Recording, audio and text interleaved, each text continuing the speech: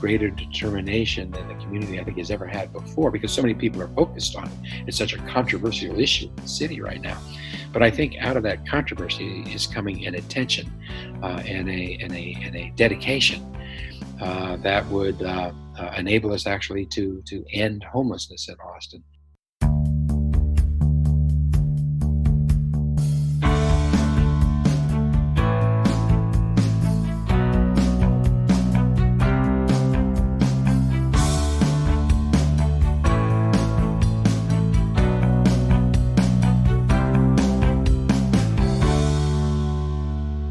Welcome everyone to another Gov Gab podcast, where we talk with city and county leaders across the country about their specific communities and the things that they're doing each and every day to enrich the lives of their citizens.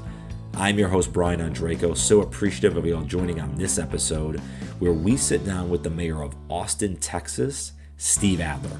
Now, Mayor Adler is in his second term as mayor, got elected in 2015. And not only do we talk about the great things that are happening in Austin, why people are living there, why people want to come there and visit, but the measures that they're taking to, understand that the population's only going to grow more each and every year. So how do they get ahead of that game and start solving some of these problems that they're seeing or think that will be coming down the road? So really enjoyed the conversation with Mayor Adler, appreciative of him joining on the episode today.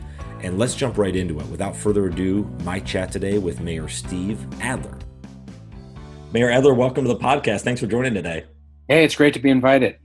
Yeah, I'm really excited for this conversation. And obviously, Austin's a big city. A lot of people know about it. I'm excited for you to share and to learn a little bit more about what's going on there. I always like to take a step back if we can, kind of, jump in the DeLorean, if you will. And in your kind of mind, have you always wanted to be in kind of public office and run for mayor? Is that something that's happened more recently? I know you got elected in 2015, or was it like years ago as a kid, you're like, I can't wait to, do this? When did it start for you? I think I seriously thought about running for mayor about 18 days before I made the decision. So it was relatively late. I've been involved in the community for a long time. I was involved in politics. Not personally, but in supporting candidates or causes, but mostly at the federal or the state level. No real, not much of an involvement politically at the local level. So it was a occurrence of events which ended up with me running. We changed the form of government in Austin. We went from a 7-person council that was an at-large council to one that had the entire city broken into 10 districts, and each district elected a representative, the mayor being the only one elected citywide. And research indicated that most cities and counties that move to a district system from an at-large system fail in the first 2, 4, 6 years because it devolves into a ward politic kind of thing. So there was a group of us that were involved in the community, knew that it was going to be an entirely new council because virtually everybody on the old council was from the same district when we broke it up into districts, right. Which is one of the reasons why we needed to make that change. So we wanted somebody new that would be, rather than a council incumbent. If it's going to be a whole new council, a whole new system, let's have a whole new mayor. And we went out and tried to recruit one. There were some folks in town that would have made great mayors, but they all said no. So eventually we locked ourselves in a room and said, somebody has to stop what they're doing and go do this. And Diane and I drew the short straw. And if I can ask one more question on that, Sure. Because it's something I actually, as I was researching a little bit, I haven't heard about too much. What's the popularity, I guess, of that 10-1 system? Is that done a lot around the country, or is it a very small amount? I think that over time, more and more cities are going to a district system as opposed to an at-large system. At-large systems oftentimes have difficulty maintaining themselves because you don't get a diverse council that reflects the population. Because in a city where a few districts vote, or a few areas of town vote much more heavily than other areas of town, those areas that vote more heavily can usually control elections. So if you have an area of town that doesn't vote in the same numbers, which unfortunately in today's day and age usually correlate to communities of color, uh, oftentimes they don't have those communities don't have representation on a council. If you break the city into districts, then each area of the city is guaranteed to have their own representative. Absolutely, yeah. So when you went into office and you got elected, like, were you nervous early on, like of like what the heck did I get myself into, or did you pretty much, as you said, you were kind of involved throughout, in kind of other roles, and just kind of knew the system? Was it pretty easy to kind of get involved? How was it for you? I'm curious. Well, I can remember when I decided to run, I had trouble breathing for the first 2 weeks. I didn't have a clue as to what I was doing in that level. And I was running largely as an unknown relative to some other people that were in the race. So I started off pretty scared and feeling really out of my element. But a campaign is an absolutely wonderful thing to go through. In a year on a campaign trail, you think you knew your city, but you realize you really don't until you have gone through that kind of an experience. By the time I came out of the campaign, I felt real comfortable in the role. And again, I was with a council where virtually everybody was serving for the first time. There was only one incumbent that ran and was reelected to a council seat. So I was among peers. I was among a group of people that were trying to create something new. And what was probably the most, I guess, if you can remember back, and that was, I guess, 2015, right?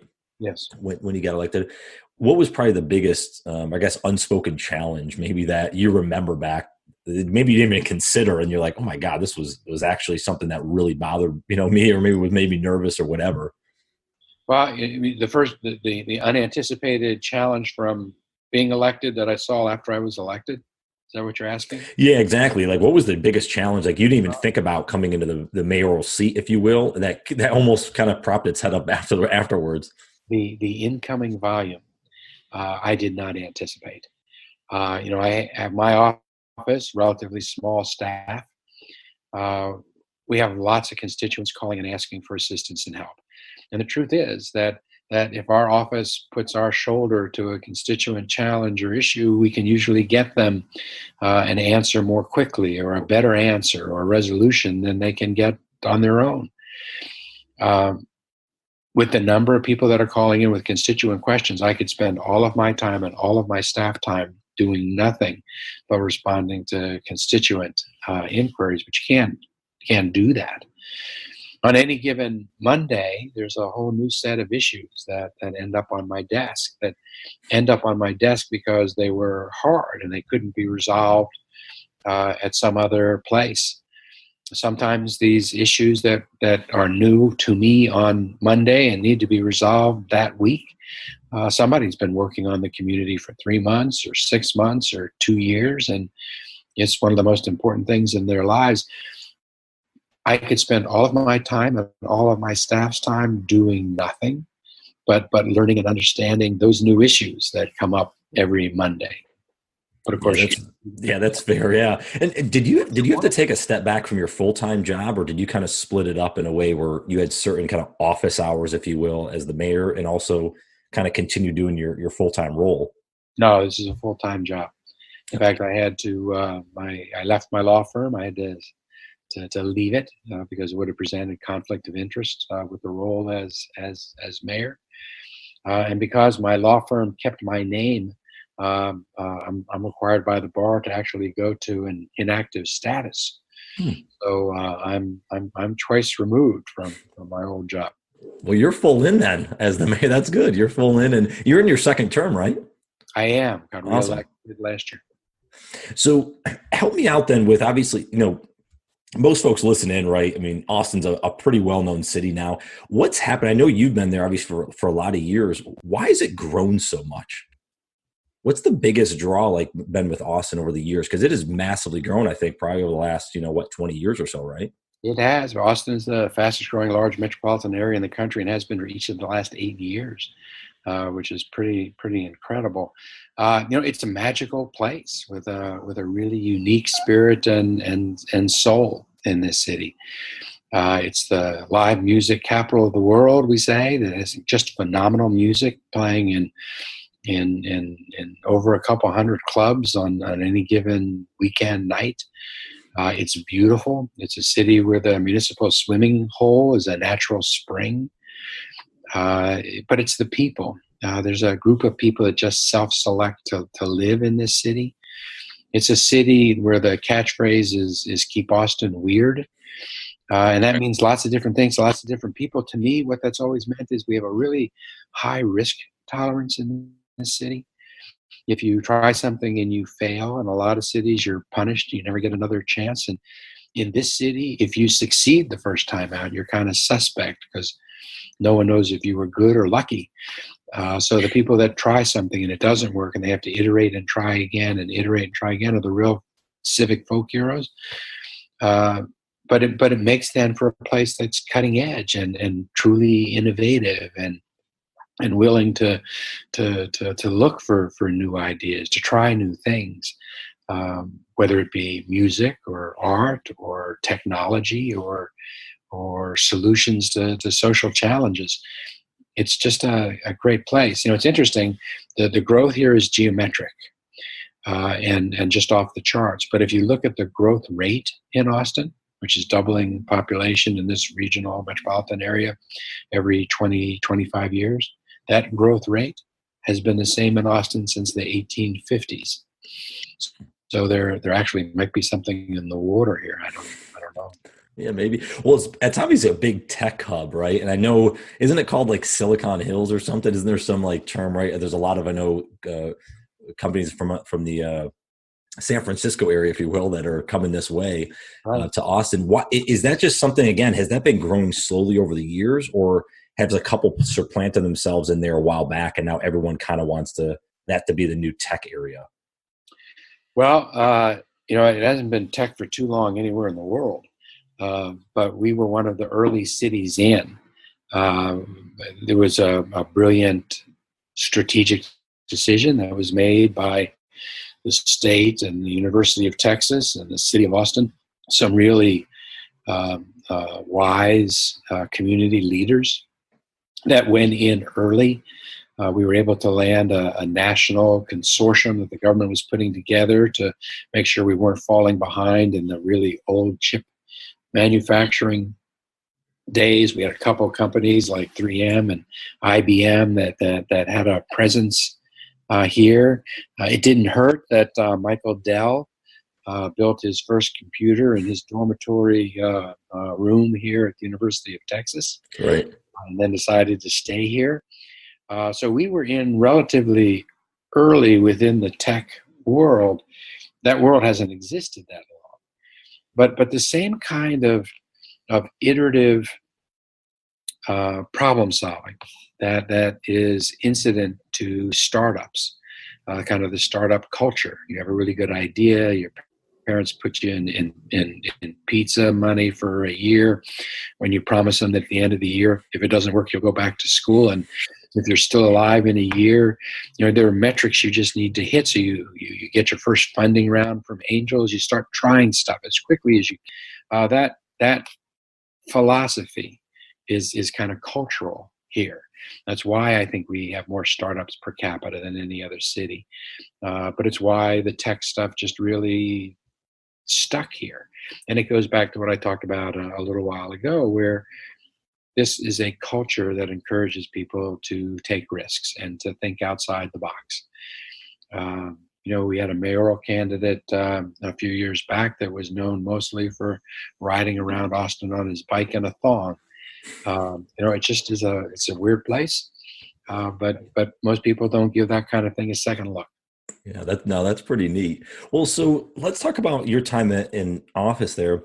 What have you been the most proud of? You guys have gotten a lot accomplished, but is there one or two things that stick out that you've been the most proud of that you guys have accomplished? Well, I'm so proud that as a city, and a fast-growing city, a city that's doing so well, that the issues of equity and access are so paramount here. really fighting the affordability issues that are tough in a gentrifying city. More and more people moving in with higher and higher incomes make it harder and harder for the people that have been here for a long time to be able to stay. So I'm really proud of the things that we've done in criminal justice to decriminalize misdemeanors, keep people out of jail that don't necessarily need to be there. The work we've done with housing, a community that just passed $250 million housing bond, which was huge for us. The work we're doing now in the community on homelessness, difficult work. The work we're doing on institutional racism and systemic inequities in the city. Uh, these are all things that point to real challenges and underlying concerns in a city like ours. But we're meeting those things head on. So I would say social justice and equity and affordability. But we've also looked at infrastructure. This is a city that everybody loves Austin. Their favorite day is the first day they got here, and they're sure that everybody who got here after them are the ones that started messing things up. But what that means that, for years, we never really built the infrastructure that a growing city like Austin needed, under the mistaken belief that if you didn't build it, people wouldn't come. Well, that actually doesn't work. People come anyhow. You just don't have the infrastructure to support it. So I'm proud of the mobility bond that we passed, which was larger than anything we had done in the last 20 years cumulatively. I'm proud of the work we're doing right now to create a public mass transit system in the city. Can we go back to I'm really curious on the homelessness. How are you solving that? That's a big challenge. Obviously, you mentioned. Are there certain steps that you guys have already taken, or things that, as a group, obviously with a lot of the help from a variety of groups trying to solve this? And is there, do you see the outcome at the end of or the light at the end of the tunnel, if you will, of Well, this? we see the outcome. We were one of a handful of cities to get to net effective zero for veterans in our city. That doesn't mean there aren't any. It's not that we don't have any vets that are experiencing homelessness, but everyone we find, we can get into housing within 45, 60 days and get them social services, wraparound services immediately. And the number of veterans that we're finding that are experiencing homelessness are no greater than the rate at which we're helping vets to exit homelessness. So we've reached an equilibrium place. But we need to scale that up to the whole city, and that's difficult. Like many cities, we have kind of no camp, no sit, no lie ordinances that take the community experiencing homelessness and we hide it in our forests, in our streams and green belts. When we see it, we just move people around from one place they shouldn't be to another place they shouldn't be. We're spending millions of dollars on that. So as a council, we decriminalize the mere fact of being experiencing homelessness. We kept the ordinances so as to prohibit anything that created a public safety risk or public health harm or blocking or impeding or aggressively confronting. But if you're doing none of those things and you're just there on the street, we decided that we didn't want to put you in jail. We want to actually try to put you in a home. But by doing that, then we had a lot of people that came out of the woods, out of our rivers and our streams, and and they moved to under our overpasses, a much safer place for them to be. Women that are in those kind of remote areas, some of them are dealing with a custom and practice of assaults that they've just accepted as part of their lives, but they can come out of that and be in an overpass where their public can see them. They're in a much safer place. It's easier for us to reach them and get them health care, but you have a community that looks up and suddenly there's this really visible challenge. And while we didn't create any more people experiencing homelessness, certainly they're a lot more visible. And that's caused a lot of consternation in our community. The answer to that is to actually house those people. So we're marshaling resources with greater determination than the community I think has ever had before, because so many people are focused on it. It's such a controversial issue in the city right now. But I think out of that controversy is coming an attention and a dedication that would enable us actually to end homelessness in Austin, which is the goal. We could have hidden it more, kept it out of sight, but the numbers were going to keep growing, and the fear was that they would grow to such a level like some of our sister cities in California on the West Coast, where the numbers are just so great now. I don't even know what you do in those cities. The scale in Austin is much smaller, and we're a community now that I hope and trust will really deal with this in real ways while our number is relatively low, so that we don't have the issue in 6 years or 9 years. Yeah.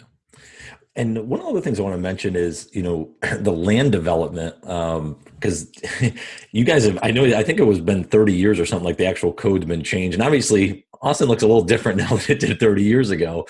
How do you guys go about, and I'm more curious on the intertwinings of the council and how these decisions get made. Do you guys bring in a group as a citizen boards? Is it like, how does that work to actually change the codes? Because some of the stuff that I deal with on a daily basis, there's a lot that goes on with it. Can you just talk to that process of actually identifying this has to happen? And then how do you go about actually making that change? Well, we have a code, as you say, that's 30 years old, and it has been amended so many times that it's really hard to pick up our code and figure out what the right answer is as to any kind of land development question. And it's not really serving us well. Because the code is so old, it's not helping us with climate change mitigation the way a new code might. It's not doing everything it could do to help us fight back against gentrification and displacement. It's not doing what it could to help us with traffic flow and mobility in the city. So I think everybody agrees a new code would be good. But once you move past that agreement, then it becomes a very emotional issue, because people want change until things start changing. Everybody loves their neighborhood. They don't want their neighborhood to change. They're happy for somebody else's neighborhood to change, just not theirs. So as you look at redoing land development codes across the country, a lot of those cities end up in a kind of a pitched battle between people that are kind of the new urbanists that are fighting for more and more dense development, more and more walkable streets, more and more mixed use.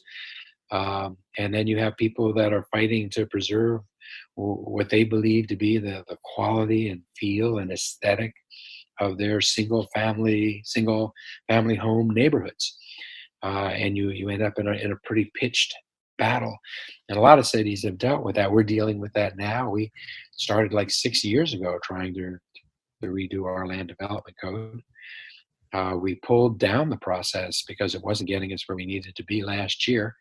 Went through an election cycle in November, figuring at that point the voters could really indicate by who they elected their feel on that question, that policy difference.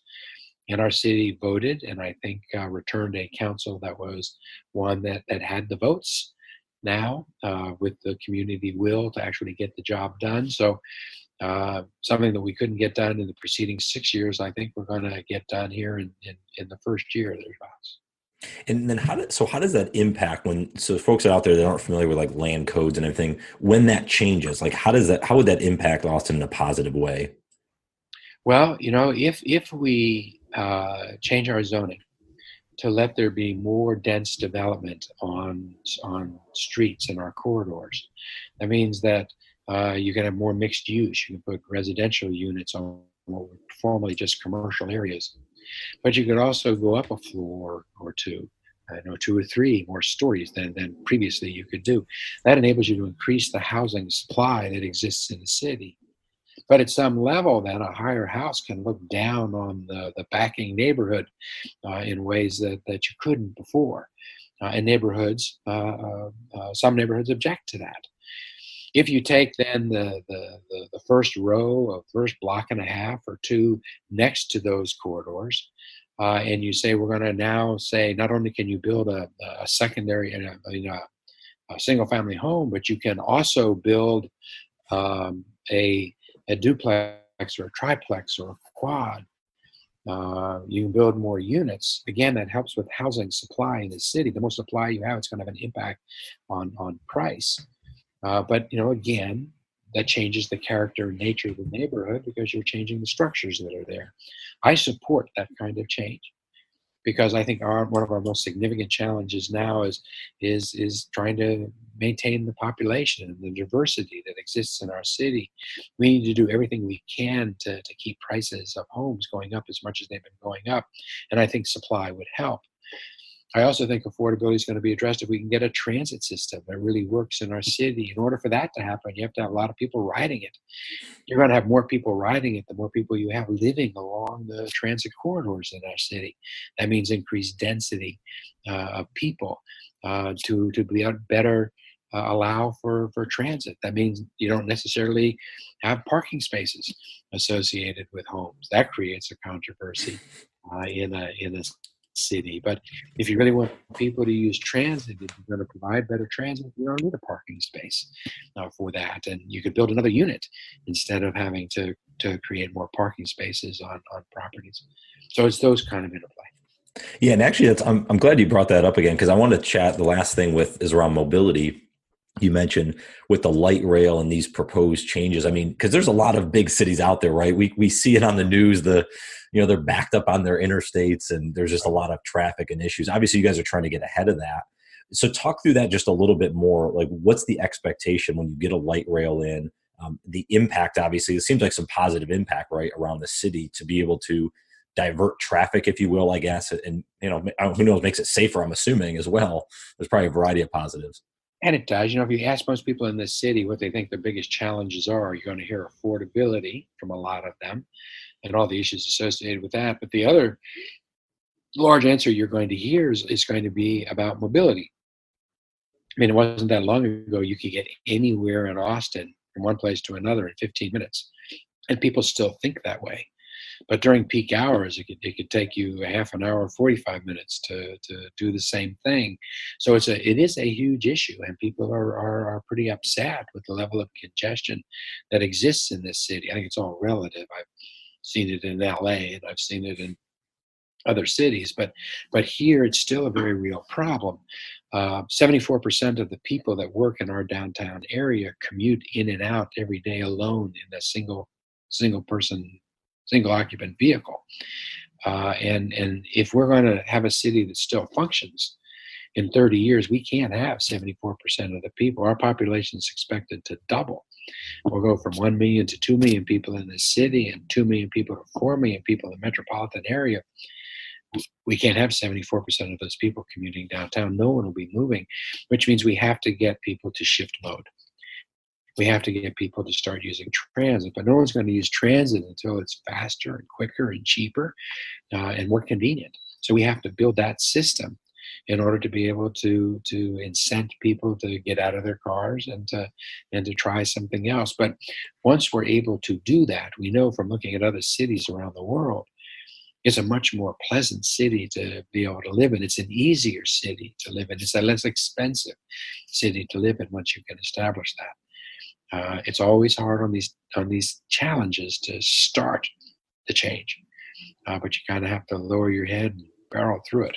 Yeah, that first step is always the toughest, but I think, folks see that there's a light at the end of the tunnel. In a few years, here's really where it can be impacted. I think you get a lot of folks around that. So, Mayor, last thing I want to ask you, because I know, you got to run, is what kind of advice would you give to, you obviously been in the seat, you've been in for, 4-ish years. Anyone else that's either running for mayor or maybe a council seat, kind of in other either neighboring cities or I guess across the country, any advice you'd give to them, or really just the citizens, I guess, in general, to get out there with their office or their community to actually give back and kind of anything you would share kind of as advice to help them at least make those decisions, or to maybe give them some like the rah-rah cheering, like, hey, go out and actually help out. Anything you'd share that was helpful for you to kind of get you over the edge to run? Well, first, I'd say that certainly from this vantage point, I know in ways I never knew before how much the quality of life in a city and the city's ability to be able to move forward does not come from government. It comes from all of the nonprofits and all of the boards and the commissions. It's the citizen engagement in so many different ways and so many different organizations that really make a city work. And government at best just tries to fill in the gaps for what the community is not otherwise doing. So I would urge everybody, you don't have to run for mayor. You don't have to run for city council. There are incredible ways to really help a community. And quite frankly, I think that anybody that's living in a community has some measure of responsibility and duty to do that, to give back to the community. Now that said, being mayor or being on the city council enables you to be able to do good work at a much higher scale, to be able to impact a greater number of lives, to be able to move obstacles in a way that you can't when you're outside of government and just in a nonprofit, say. So I would say that I have never done anything that is as difficult as this job, but I've never done anything that was anywhere near as rewarding as this job as well. I know my city right now. And like I said earlier, I thought I knew my city before, but I've had a chance to meet so many people that are doing so many wonderful things in so many places that no one ever sees. But we've all felt the impact of the work that people are doing. The vantage point of being mayor is just, it's just unique, and it is wonderful. Well, Mayor Adler, thank you so much for joining. I'm excited to get back to Austin, see all the changes you guys are making, and hopefully listen to some great music as well. So thank you so much for taking time out and sharing a little bit about Austin and some of the great things you guys are doing. Absolutely. Come back home. Well, I hope everyone enjoyed that episode and look forward to having you on the next one. And remember, you can check out all of our great podcast episodes around operations management and the unsung heroes that are trying to help impact the communities that you guys live, work, and play in. Operate Intelligently podcast. You can get it on Apple Podcasts and other ways that you guys listen. So not just the Gov Gab, but there's a lot of other stuff as well if you stay subscribed. And as always, if you guys enjoyed this episode or others on the Operate Intelligently podcast, please leave a rating, give us a review, let us know how we're doing so we can make this podcast better each and every episode. We thank you again for listening in. We're certainly appreciative of it. Hope you have a phenomenal day, and we'll talk to you soon.